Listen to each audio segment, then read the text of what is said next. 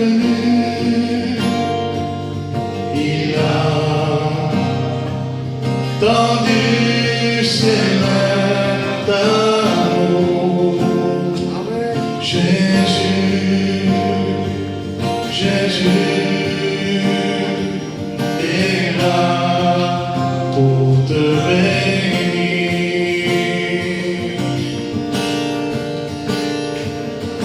Et quand je pense à lui, ce qu'il a fait pour moi, il a donné sa vie sur une croix. Alléluia,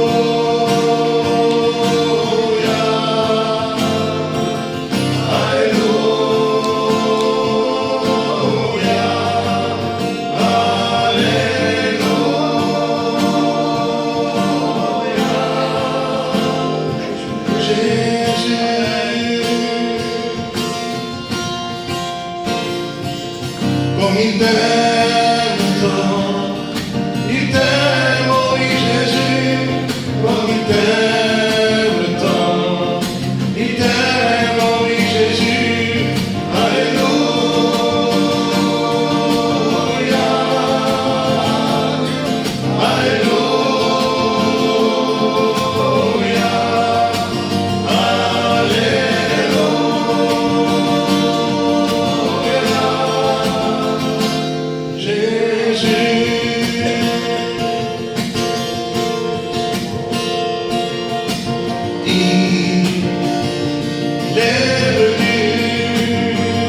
Ensemble l'église,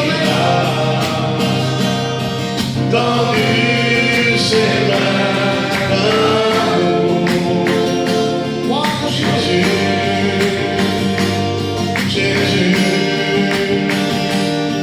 est là pour te bénir.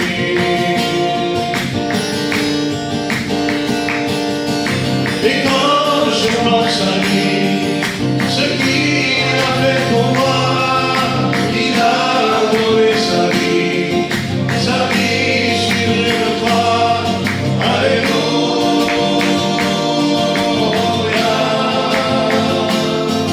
alléluia,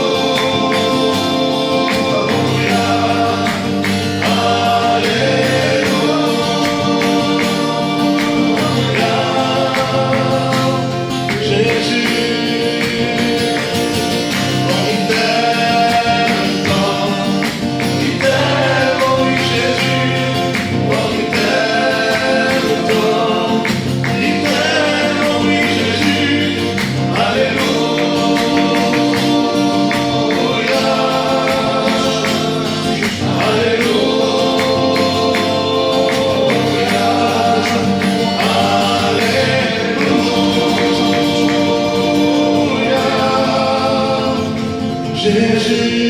Jésus, béni soit Dieu. levanto mis manos, Alléluia. porque no tenga fuerza. Levanto mis manos, aunque tengo mil problemas. Levanto mis manos, comienzo a sentir una unción que me hace cantar. Cuando levanto mis manos, comienzo a sentir el fuego. Cuando levanto mis manos, mis cargas se van. Nuevas fuerzas tú me das. Cuando levanto mis manos, todo esto es posible. Cuando levanto mis manos, je lève mes mains,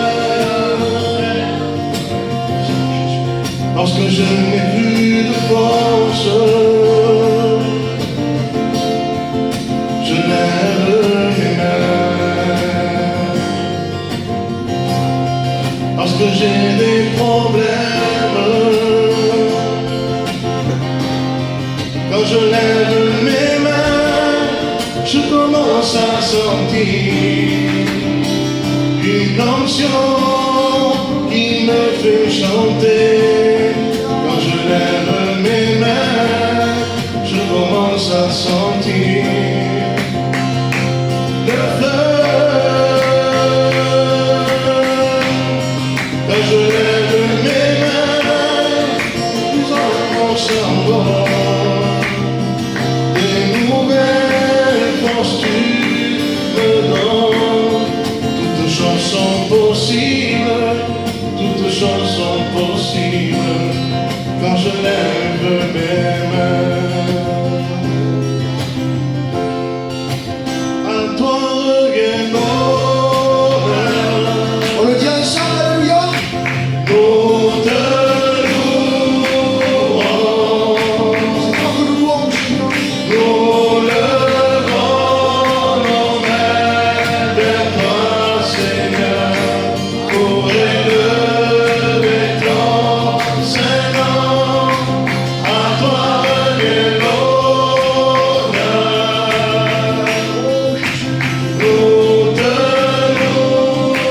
Manifeste ta gloire et ta présence dans ce moment. Nous levons nos mains vers toi, Seigneur, pour élever ton Saint-Nom.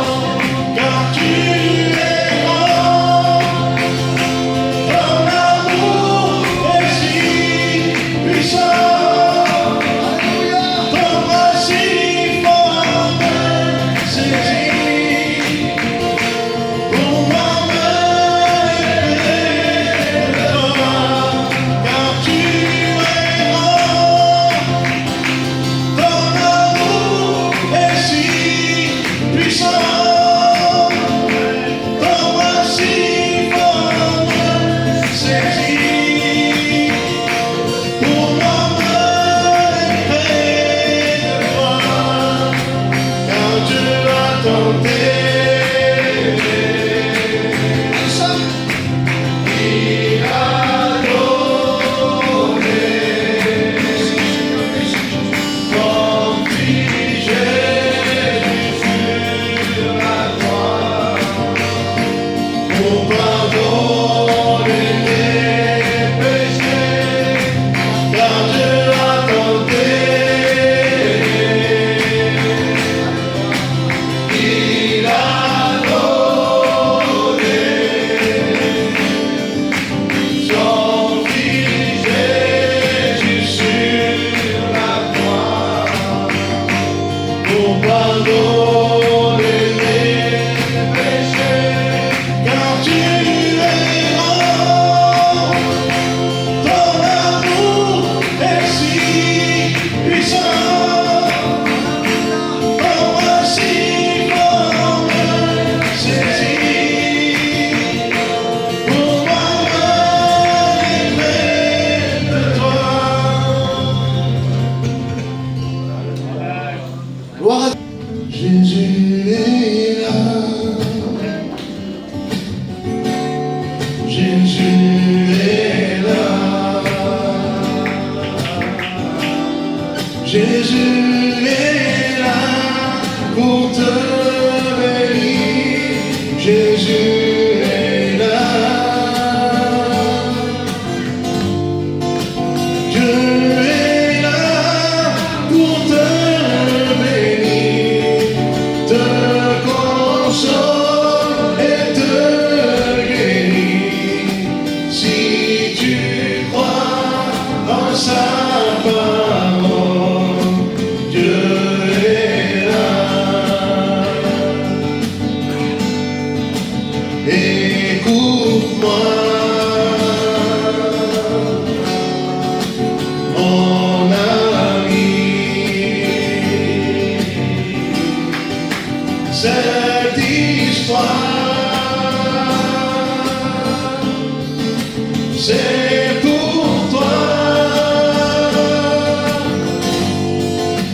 C'est pour toi qu'un jour le Christ est apparu. Et sais-tu que sans Jésus tu es perdu?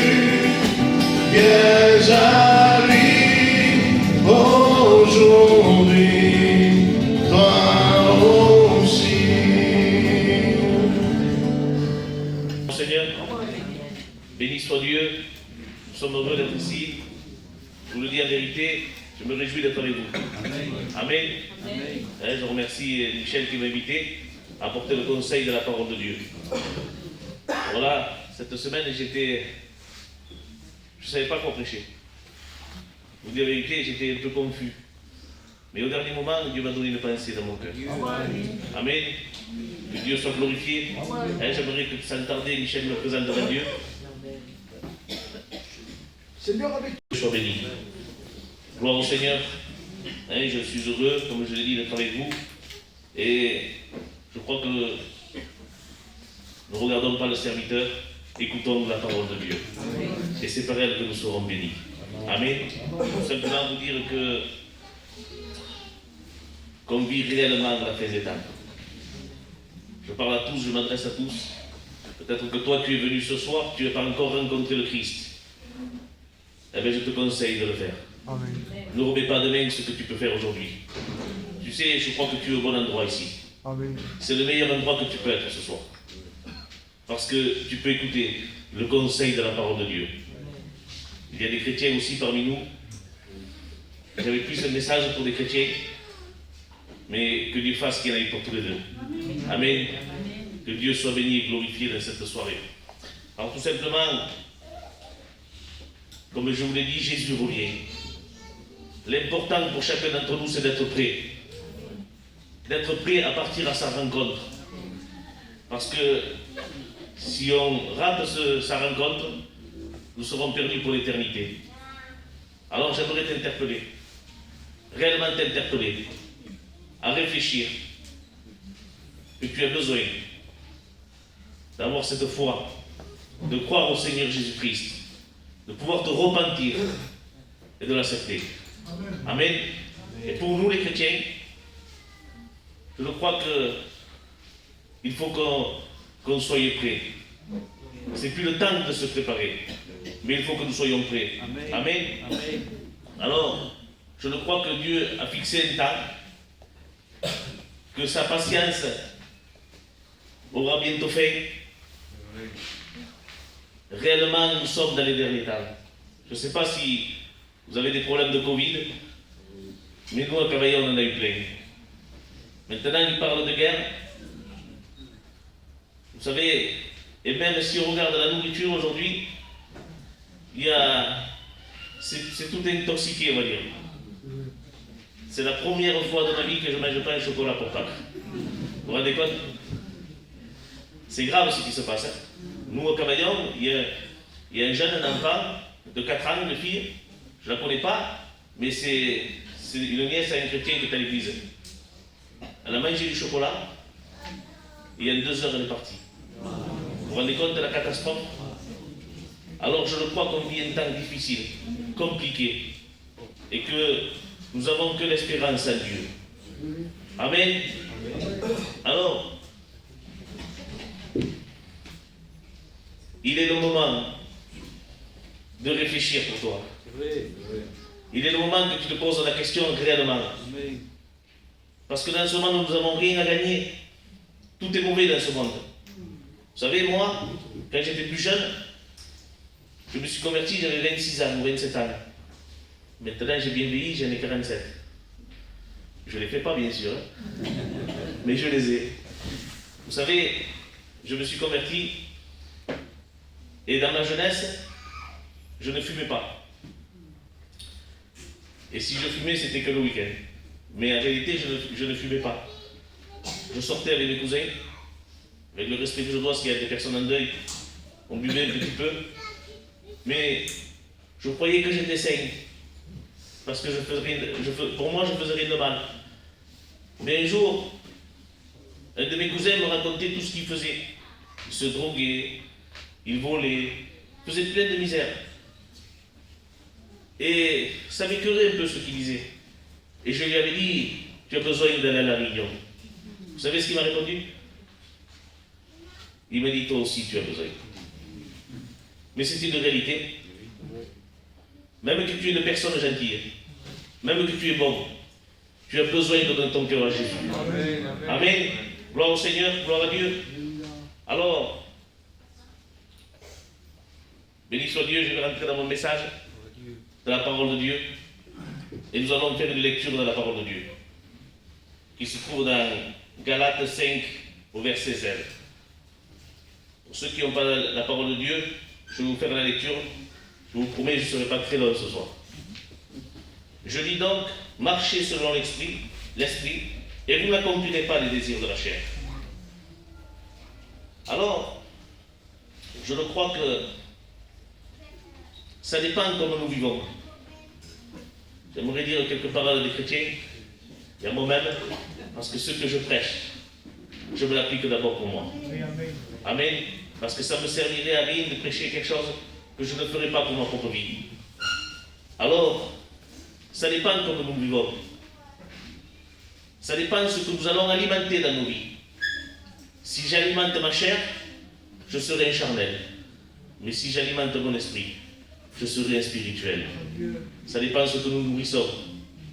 Alors, je vais vous dire, juste vous rappeler ce que j'étais, ou ce que nous étions, nous les chrétiens, avant. Si avant j'étais sans Dieu et qu'aujourd'hui je dis pareil que je suis un chrétien, c'est qu'il y a une anomalie dans ma vie. Est-ce que vous me comprenez? Il faut que, quand j'étais païen et que je suis devenu un chrétien, il faut qu'il y ait un changement dans ma vie. Amen. S'il n'y a pas ce changement, c'est qu'il y a un problème. C'est qu'il y a une anomalie dans nos vies. Alors, la Bible dira que par un seul homme, le péché est rentré et la mort s'est étendue à tous les hommes. L'être humain est séparé de Dieu. Il y a une séparation entre toi et Dieu. Pour toi qui n'as pas rencontré le Christ. Et tu as besoin de demander pardon à Dieu. Vous savez comment un homme sans Christ, sans Dieu, comment il est? Il marche selon sa propre chair. Il accomplit que sa propre volonté. Il est incapable de faire le bien. C'est comme ça. Il est de plus en plus rebelle. Sa chair le domine. Ses pensées se tournent toujours vers le mal. Et vous savez, je me suis rendu compte, parce que je me suis rendu compte, je suis aussi un serviteur et je suis le responsable de l'église Carrière, qui, bien souvent, on peut rencontrer des chrétiens comme ça aussi. Malheureusement.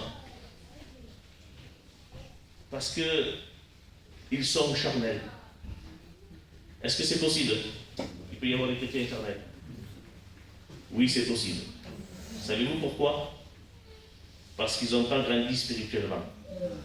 Et bien souvent, nous avons besoin de grandir spirituellement. Gloire au Seigneur.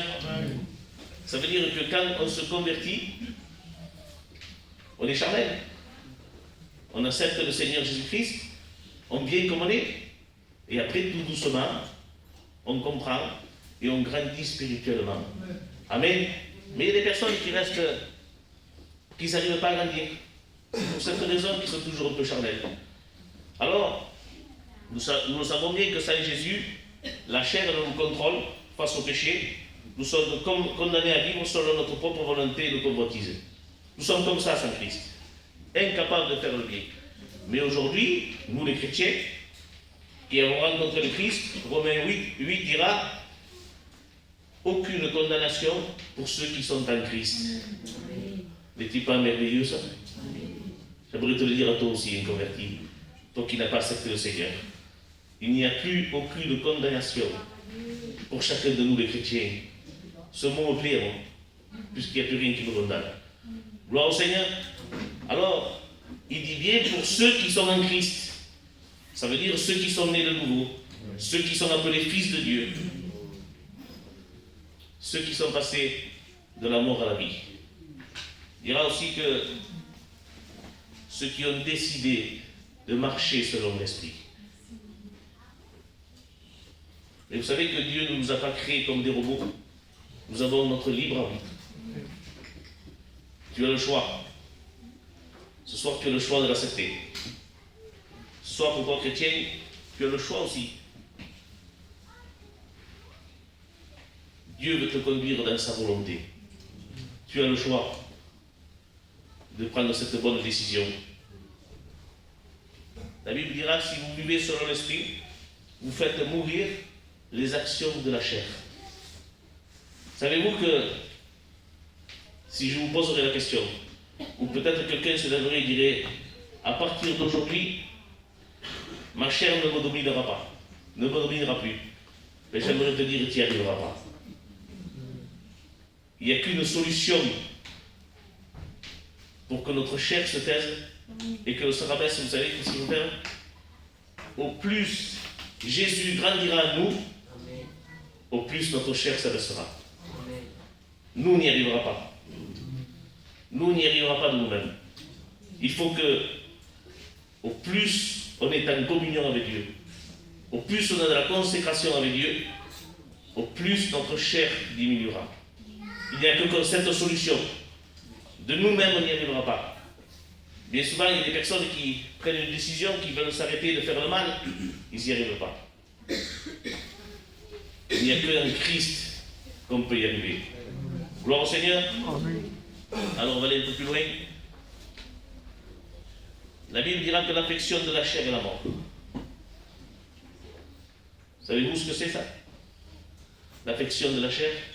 Notre chair aime que les choses du monde. Et c'est pour cette raison que ça ne va pas. Tous ceux qui vivent selon la chair ne plaisent pas à Dieu. Nous ne sommes pas redevables de la chair. Si vous vivez selon la chair, vous mourrez, la Bible dira. Vous savez, j'aimerais vous dire quelque chose. Il y a des chrétiens qui peuvent être trompés. On peut être tous trompés. Je vais vous raconter un petit témoignage qui s'est passé à Cavaillon à un frère. Vous savez, un frère, sa compagne est tombée malade. Et on priait pour sa compagne. Et lui priait aussi. Et à un moment donné, c'est une réalité, à un moment donné, il s'est rappelé de quelque chose. Il priait. Et d'un coup, le Seigneur lui rappelle quelque chose. C'est un chrétien fidèle, hein? C'est un bon chrétien. Hein? Il s'est rappelé qu'il avait fait quelque chose. Savez-vous ce qu'il avait fait? Pourtant, on pourrait dire que c'était insignifiant. Il avait pris un abonnement de télé sur Internet qu'il ne payait pas cher. C'était pas bon. Lui, il croyait que parce qu'il payait avec sa carte bleue une fois par an, il croyait qu'il était tranquille. Mais le Seigneur lui rappelait. Et vous savez ce qu'il a fait, cet homme? Il a réalisé rapidement, il a tout arrêté. Et vous savez, pourtant, c'est bizarre, hein? Mais sa femme a été guérie. C'est rare ce qui s'est passé. Hein? On aurait dit qu'il y avait un empêchement. Mais je vous le dis, il y avait un empêchement. Mais Dieu lui a révélé. Alors, ne nous laissons pas tromper. Des fois, on a l'impression de payer et que c'est honnête. Non. Un abonnement qui vaut 300 € par mois, on ne payait pas 50 € par an, il y a un problème. Vous comprenez le sens? C'est qu'il y avait une magouille quelque part. Dieu voit tout, Dieu sait tout. Alors, des fois on peut partir d'un bon sentiment. Des fois notre logique peut nous amener où c'est qu'il ne faut pas. Ça avait l'apparence correcte. C'était raisonnable. Mais c'était sa chair qui le dirigeait. Alors, la Bible dit, n'accomplissez pas les œuvres de la chair, ça va détruire votre vie spirituelle. Vous savez, les œuvres de la chair sont de mauvais habits. Impudicité, impureté, idolâtrie, et toutes ces choses, c'est le péché. Les œuvres de la chair, c'est être plus fort que les autres même. Querelle, inimitié, jalousie, dispute. C'est s'élever pour détruire les autres aussi. Division, secte. Oui, c'est s'élever pour diviser les autres, pour détruire les autres. Vous savez qu'est-ce que c'est qu'une secte? Je vous dis la vérité, la définition de la secte.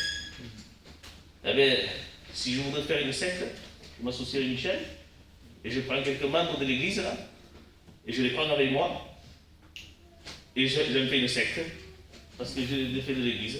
Vous comprenez? C'est un petit groupe que j'amène. C'est ça. Et tout simplement, je veux m'élever pour détruire le frère. C'est un peu comme ça. C'est la division. C'est le désir de nous satisfaire nous-mêmes, de se mettre en avant nous-mêmes. Vous savez que nous les chrétiens, nous avons un grand combat. L'esprit veut prendre le dessus, la bonne direction, mais la chair nous fait opposition. Ça vous est jamais arrivé? C'est souvent comme ça. Alors, la chair s'oppose à l'œuvre de Dieu, elle la retarde et elle la bloque des fois. Alors faisons attention.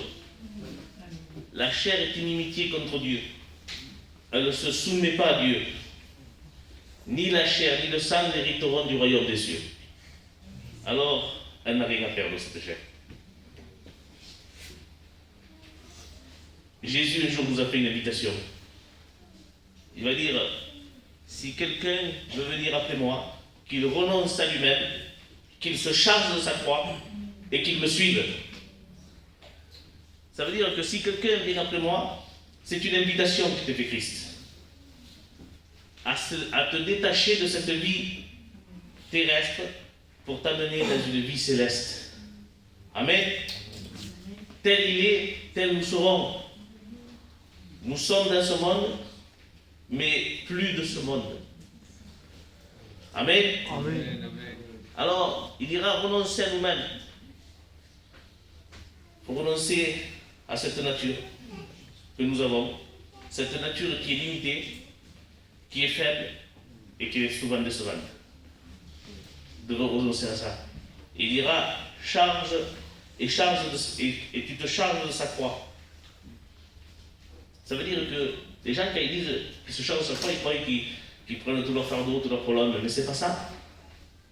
Charger de sa croix, c'est aller à Golgotha pour crucifier notre chair. Amen. Ce que nous avons besoin, c'est de crucifier cette chair, de la faire mourir. Et vous savez, c'est l'œuvre de la croix. Aller à la croix, c'est la victoire sur la mort, victoire sur le péché, victoire sur notre chair. Amen.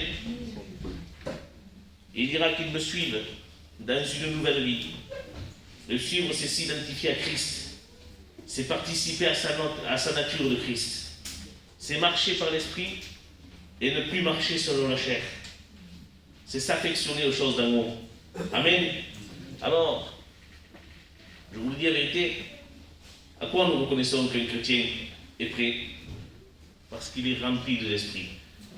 Amen. Parce qu'il porte un fruit. Vous savez, à la réunion, tout le monde est beau, tout est bien, mais c'est à l'extérieur le plus important. C'est le témoignage que nous donnons à l'extérieur. Parce que moi, à la réunion, je vois tout le monde bien. Que ce soit à Cavaillon, que ce soit partout. Tout le monde est bien, tout le monde est bien, tout le monde prie. Mais qui nous sommes à l'extérieur? Est-ce que les gens le savent que vous êtes des chrétiens? Est-ce qu'on témoigne à l'extérieur? C'est ça, vivre par l'esprit. Que Dieu soit béni. Amen. Alors, moi je le crois, comme je l'ai dit au départ, Jésus vient chercher son église. Mais il veut trouver une église qui est prête. Amen. Gloire au Seigneur. Amen. Je voudrais te dire à toi, qui est venu ce soir écouter la parole de Dieu, que toi aussi tu dois être prêt. Que toi aussi tu dois prendre des décisions.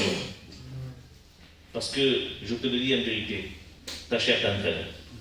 Ta chair t'entraîne et tu ne te rends même pas compte. Parce que tu as besoin de recevoir le Seigneur Jésus-Christ dans ton cœur. Tu as besoin d'aller plus loin avec lui. Peut-être qu'il y a des gens à l'église qui sont là depuis quelques années et que jamais ils ne font un pas d'avant. Vous savez, il y en a à Cavaillon. Il peut y en avoir, ça fait 20 ans qu'ils sont là. Et jamais ils prennent cette décision de s'engager. Ça ne te suffit pas d'écouter la parole de Dieu. Tu as réellement besoin de prendre un engagement dans l'église. Un engagement avec Christ. Mais Vous savez, quand on prend un engagement et qu'on rentre dans l'église, qu'on veut se baptiser, qu'on devient chrétien, et après il va falloir que tu portes du fruit. Amen. Alors, tout simplement, je n'irai pas plus loin.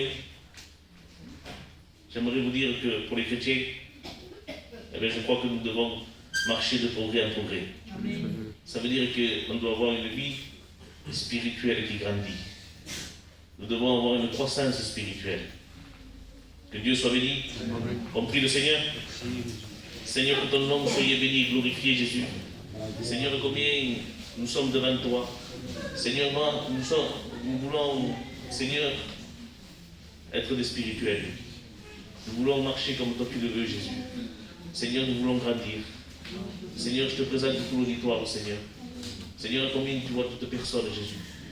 Que ton Saint-Esprit les convainque, Seigneur. Toi, tu sais mieux parler que moi, Jésus. Et que ton nom soit glorifié, Christ. Amen. Que Dieu vous bénisse à tous.